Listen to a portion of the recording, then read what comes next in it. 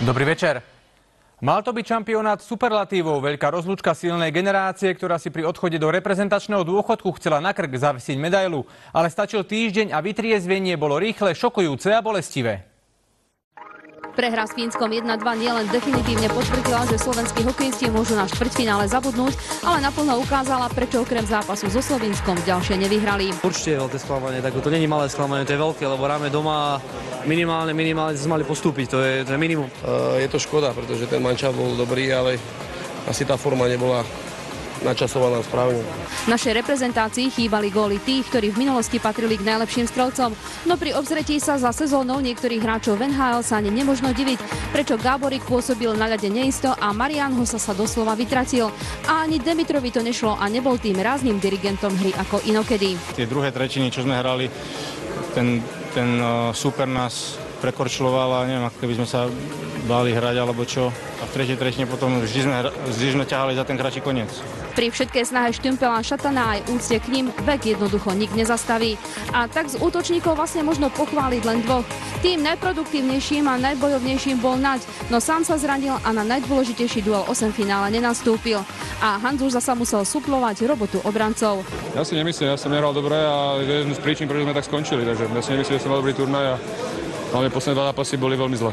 Zle to bolo aj v zadných radoch a tak klobúk dole pred výkonom Višňovského, ktorý hral zranený. Tie skutky sa museli diať na tom ladení v tej kabíne, sme si podali nejaké veci a prakticky neviem, či sme si ich vôbec dodržiavali na tom lade.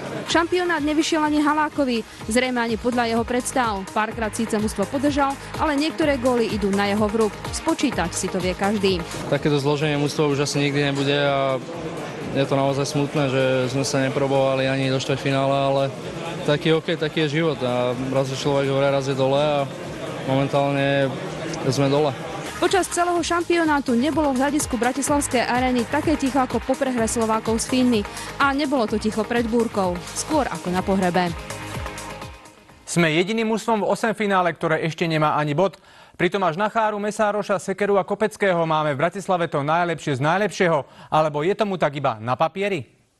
8 finále a balenie si kufrov, opäť klasicky a po slovensky, veľké mená, veľké plány, veľké vyhlásenia. Nik vám nemôže slúbiť viac ako naši športovci. Tí majú sebavedomie veľké až do neba. Potom už nasleduje každodenná realita, prehry, výhovorky, alibizmus. Ale za týmto trapasom a hanbou sú konkrétni hráči, tréneri, funkcionári.